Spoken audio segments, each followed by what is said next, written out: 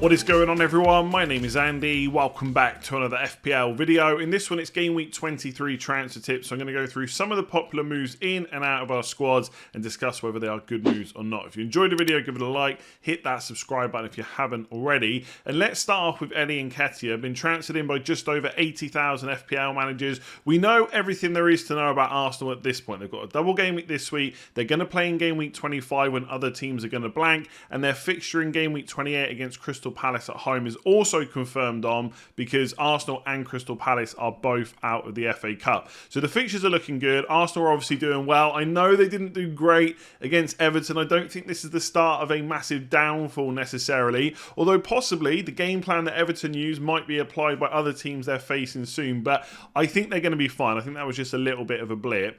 I don't think it really makes a difference who you bring in from an Arsenal point of view, apart from possibly Martinelli, who we're going to talk about later. I think Saka's a good move, Odegaard, Gabriel, and Nketiah as well. The only thing with Nketiah, because obviously his numbers are good, 0.72 XG per 90, etc. The only concern is when will Gabriel Jesus be back? And we've spoken about this last week. Jesus said about a week or so, someone actually put it in the comments and I forgot what it was. It was like a discussion or a talk with someone outside of the football world, and it said like 4 to 5 weeks, and then Arteta played that down. Now obviously we're another week on from that, so if we look at the Arsenal fixtures, like another 4 to 5 weeks would be, start of March. So I think you're probably going to get through blank game week 25 without any issues. It's just how many games after that will he get? I don't think it matters massively because you can always use another transfer or two down the line if you need to. And if you're not already on triple Arsenal and you've got a spare slot and you've got a striker slot, like maybe you've got Martial and you want to get rid of him, Tony or something, you want to get rid of him as well, then I think getting Nketiah is fine. It's a little bit different if you are someone that's on kind of Martinelli and Odegaard or Martinelli and Saka and you're looking to sell Martinelli and wondering whether to use two transfers to switch to Nketiah. That's obviously going to be very team dependent, and there might be like a way you can do a pretty good swap. So let's say you had Martinelli and, I don't know, let's say it's Martial, go into Nketiah and someone like Mitoma or someone that's going to play in the blank like Leon Bailey or Andreas Pereira. That could still be a good move, but I guess in that scenario you're possibly using two transfers to move off Martinelli to Nketiah and then maybe two transfers later on to move back to a different midfielder. It might be that Jesus is an option, but this is all down the line. Ultimately, if you're not on triple Arsenal and you've got a slot for Nketiah, especially if you can get him in one move, I think it's a really good pick. If you're on Martinelli and you can just move to Odegaard or Saka instead in one move, that is what I would do. So it's all going to be team dependent, but ultimately, yes, Jesus is going to be back probably in kind of 4 to 5 weeks and could be an issue for us from an FPL point of view, but I don't think we should be worrying about that right now necessarily. So it's good to see people still transferring in Riyad Mahrez despite him coming off early against Spurs. Obviously, if you were an owner of him for Game Week 22, extremely frustrating. Comes off before 60 minutes, no attack and return, so it's just a one-pointer. But it could have been very different, right? Had he, made it past 60 minutes and that shot that hit the bar had come off the underside and gone in, the whole conversation around him would have been completely different. I'm sure he would have had even more transfers in than he's had already. I guess the question is, should people be worried going forward? Now, one of the reasons he came off in that game against Spurs is because Pep needed to change it up. He benched De Bruyne again and played Alvarez, which did work in the home fixture, but the away fixture was always going to be tougher, so he had to bring De Bruyne on, and rather than just do a straight swap, he put Bernardo Silva on the right, and obviously De Bruyne came in to play where he normally does, and then Mahrez had to go off. Will that continue to happen going forward? I'm not quite so sure. Like, Man City have got some pretty good fixtures coming up. Arsenal away in the double is tough, but obviously they've got the bonus of having 2 games, one of which is at home against Villa, so that's a nice fixture. So is Nottingham Forest away, and so is Bournemouth away. And obviously I don't want to say that Mahrez place in the 11 is secure, because whose place is ever secure in that Man City team? But there's not a huge amount of players that can play in that right wing position, or at least that Pep has used a lot this season. So Bernardo Silva is of course one, which we saw happen within the game against Spurs, but he hasn't started there a lot recently, and obviously players like Jesus are gone now. Foden can play in that position, but usually he gets used on the left, and he's been ill and stuff recently and out of favour. So I wouldn't sit here and tell you that Mahrez is going to play every one of the 4 fixtures in the next 3 games, or at least start the next 4. But there is a possibility that happens, even if he does come off early. So I still like him for 7.7 million. We're going to talk about De Bruyne in a little bit. You could definitely go for him as well. And I do think De Bruyne's minutes over the next 3 game weeks are going to be more secure. But obviously there's a massive price difference. It's much easier to get Mahrez into our teams. The only thing I would be a little bit wary about, and to be honest, I'm not even telling you this to kind of put you off. It's just so you're not shocked. Like, if you buy someone like Mahrez, you cannot be shocked if he comes off early, and you cannot be shocked if he gets benched in any game. But one thing that is going to change soon is Champions League going to be back. So they've got the Aston Villa fixture on Sunday, then they play Arsenal on Wednesday, then it's the Nottingham Forest game. So that's game week 24, and then they've got Champions League away to Leipzig.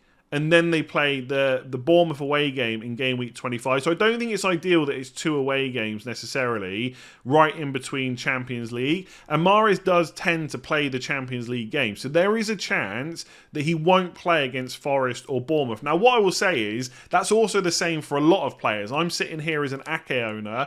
I'm pretty sure Ake is going to miss 1 or 2 of Villa, Forest and Bournemouth. I'm quite worried about it from not having a great bench, especially for game week 25 perspective, but that's something for me to worry about. So there is a chance he misses this, but obviously he's an attacker, so he could come on and get you some points. And I think there is potential upside there with a home game against Villa and playing at least one of these games. He might play both, right? There is a chance. It's just something to think about. Then you've got FA Cup, and Pep usually plays quite a strong team in that. And then they've got to go, then they're playing home to Newcastle. So I think, how many fixtures have we got here? 1, 2, 3, 4, 5 games for Mahrez. I think he plays at least 3, probably 4, but he's probably not going to play all 5. So that's how I would think about it. Do I think that's a reason not to put him in your team? Not necessarily, because if you think about midfielders people are looking to buy right now, well, Man United players looking good, but they're going to blank in 25, and you've just missed the double if you didn't go for them already. Same with Mitoma. Palace away, Fulham at home, really good, but then he blanks. He probably will double in 26 or 27, so you could think about that. But at least Mahrez has a fixture on paper in 25. So I still like him. I don't think that the early sub against Spurs has changed too much. We just need to be aware that can happen, and there is every chance that in one of those 4 games, maybe even in 2, who knows, he could be benched. But there is definite upside for just 7.7. So this video is going to be quite heavy on Arsenal and Man City players, but with the double this week and the game in 25, they're well worth talking about, especially when one of them has been sold by over 100,000 FPL managers. And I can tell you as a Martinelli owner, I am considering doing the same thing. So I said last week that it was a bit of a luxury move. People were being spooked by Trossard, maybe using that as an excuse to chase points for Odegaard in particular, but I still didn't think it was a bad move. It just felt like a luxury. And in some ways, I still have that same opinion this week. I guess we've just been spooked a little bit more by the fact that Martinelli came off before the 60th minute. But we knew that Trossard was going to be somewhat of a problem to his minutes throughout the game. It is worth saying, right, I watched that game against Everton. It's not like Arsenal played really well and Martinelli was the outlier and he was the one that played bad. The whole team just wasn't great, and in part that was because of the way that Dyche got Everton set up. So lots of credit to them, but I don't think we need to massively panic about Martinelli, but it is clear that Trossard is going to take some minutes off of him. So if we take a look at his minutes recently, so he played 90 and 90 and 18 and 19. To be fair, right, from game week 15 to 19, he pretty much played 90 minutes every week, apart from in game week 17 where he played 87. Since then, it's 78 against Spurs, 81 against Man United, and then 58 against Everton. So the minutes are starting to come down a bit. I don't think we're going to see him subbed off before 60 minutes lots of times. And I also don't think that Trossard has made such a statement to Arteta with the way he's played that we should necessarily be massively concerned about him starting anytime soon either. But obviously he is reducing the minutes, right? But also you look at Odegaard, he's played 90 minutes a hell of a lot recently. You look since game week 14, 90, 86, 90, 90, 86, etc. Even he came off before the 80th minute because Arteta was trying to change things because it just wasn't working. So if you're thinking about Martinelli in terms of starts, I still think that continues to happen. My concern is there is now that slight doubt that in one of these games he may not start. Now, I tried to get this across on Twitter, and of course all the replies were just his first choice, what are you on about his first choice. I absolutely get that, and I think if you gave me a bunch of money to bet on which games he will start from kind of game week 23 to 26, I'd probably put most of that money on him starting every single one, but there is still that slight doubt, even if it's tiny, even if it's 0.01%, concern, it's still there. So when the Arsenal team sheet comes out for Brentford, for Man City, for Villa, for Leicester, I'm going to be looking for Martinelli's names. I'm not worried, or name I should say. I'm not worried about Saka or Odegaard. I know they're going to start no matter what. Vieira is very unlikely to come in for Odegaard, and there's not too many players that can play in Saka's position. So that is why I'm considering moving him on. Should you be doing it for a hit? I'm not so sure about that, because there is every chance he starts both games, and even if he does come off in the 75th, 80th minute or something like that, that's not necessarily going to be worth a -4. I get why people are thinking about it, because Arsenal players, whichever you bring in this week, you're probably holding all the way through to game week 28, possibly beyond. And because they've got not just a double game week and a fixture in 25 and 28, but also good fixtures as well, it is worth having the correct 3, but I'd still be very wary about moving Martinelli to Odegaard for a hit. If you want to do it, you can do it, but if it's for free, I think it's possibly worth doing this week. I'm considering doing it myself. Just the last thing, for some of you, you haven't got Saka or Odegaard already, so you're choosing between which one to go for. I know Odegaard is still ahead on points, but Saka is still the one that I would go for. Absolutely nailed on. Minutes are still good. Like, he was left on the pitch when they were still trying to get a goal against Everton. And like I said, I don't think the Martinelli or Odegaard are going to keep coming off like they did against Everton, but I don't think Saka is as susceptible to that, I guess, and he's on penalties as well, and I don't think we're going to see Jorginho on the pitch too much. There's a lot of I don't think in this, but, you know, obviously it's just my opinion. He is 8.3 million, so he's more expensive. So if you've only got 7 million to spend, of course you just go to Odegaard, but if you've got the money, I think it's worth bringing Saka in for sure. So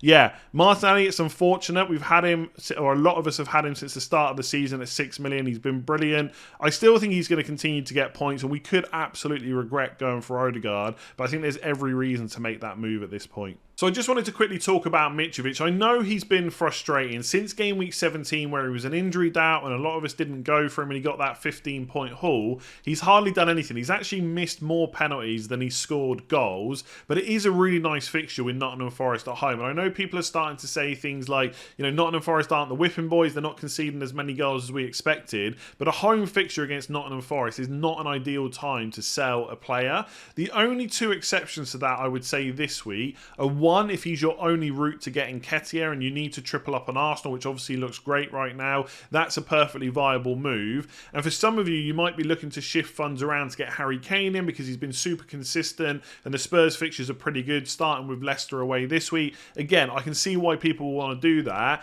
I don't think there's a huge amount of other forwards that are necessarily better to bring in this week specifically. There might be better forwards in the future, but not with Nottingham Forest at home this week. So if we look at the fixtures for game week 23, like, probably not buying a West Ham striker. João Felix is someone I spoke about yesterday, and I do like him potentially, but again, West Ham away versus Nottingham Forest at home, probably not worth going for. We've spoken about Nketiah, no forwards from Palace, Brighton. Leicester Spurs, obviously I've just spoken about Harry Kane, and after, if we just look at the forwards here, after Leicester away, you got West Ham at home, you got a game against Chelsea in the blank, then it's Wolves away, Nottingham Forest at home. Spurs will probably blank in game week 28, but for a 5-game week span, Harry Kane does look pretty good, so I wouldn't begrudge anyone that. Southampton I don't think are worth looking at, same with Wolves in terms of forwards. Callum Wilson, maybe, for Bournemouth away, but they're going to blank in game week 25. So again, I would question whether that's worth a transfer this week. Man United, I think you can't go for Weghorst, because when Martial is fit, he will play. Plus, they're going to blank in 25, and Martial just can't stay fit anyway. Everyone's got Haaland. Nunez, I wouldn't completely write him off if Liverpool get a double in game week 25 as a bit of a punt, but he's no more than that right now. You don't have to go out of your way to get him, especially trading him in for Mitrovic out. I just don't see it. And obviously the last game is Arsenal and Man City. So Yeah, I get it. Mitrovic has been frustrating. And actually, if we come back to the FPL page and look at it, so he got the goal and 2 assists against Palace. He scored against Leicester. It was 0 pointers in Newcastle and Southampton. I think he missed penalties in both of them. And he blanked against Spurs. But to be fair, right, if you look at the games, he missed the Chelsea game.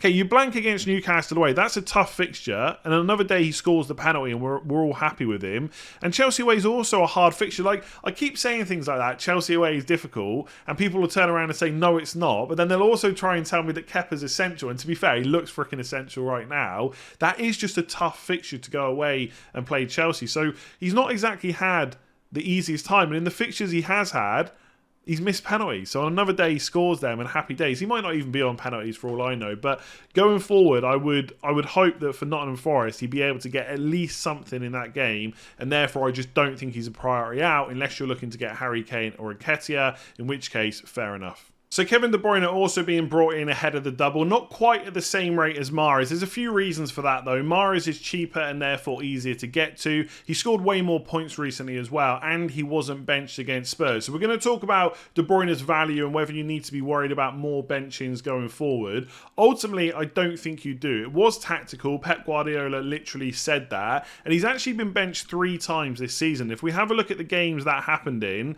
there was obviously the 2 against Spurs, so one in game week 20 and one in game week 22, and then the other game was against Nottingham Forest back in game week 5. All 3 of those teams were playing back 5s. Now I know Nottingham Forest aren't necessarily doing that right now, but they were back at the start of the season, and Pep has said in games where they're going to have to play against teams with kind of 3 centre-backs, he wants Alvarez on the pitch at the same time as Haaland, because he's just another player in and around the box that can get you a goal. So that's why, or at least that's why it looks like De Bruyne was benched for that game against Spurs. It obviously didn't work either because he had to come on before the 60th minute, which he didn't do in the home game. But I don't think going forward that's going to be a problem. Neither Villa or Arsenal are playing back 4s. Nottingham Forest aren't doing that right now either, and neither are Bournemouth. So he should play all 4 of those games. And it's worth saying that, yes, he was rotated for tactical reasons against Spurs, but he quite literally had a rest because he didn't have to play as many minutes as the rest. So I think he'll be fine. So for anyone that has the money to bring him in, and that was the original plan, or you're looking to reverse the De Bruyne to Fernandes move from game week 22, I think it's perfectly okay to bring De Bruyne back. He looks like a good option this week, and you can probably hold him all the way through to 25 and then reassess what you want to do afterwards. He's not really providing much value for 12.4 million. Like, as I've said before, Mo Salah has been absolutely awful since the restart, right? He's actually blanked 5 games in a row. He still has more points since the World Cup than De Bruyne. Now, it's worth saying, part of that reason is because he got a goal and assist in game week 17.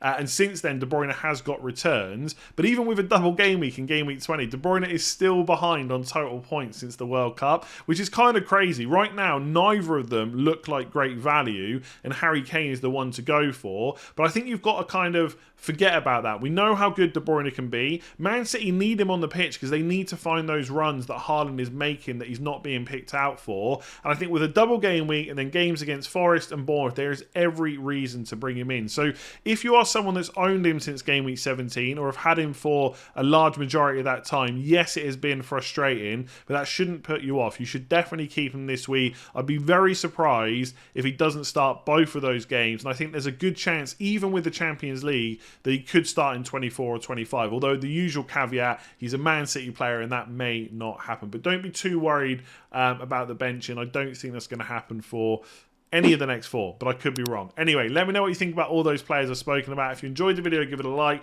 hit that subscribe button if you're new, and I'll catch you again tomorrow.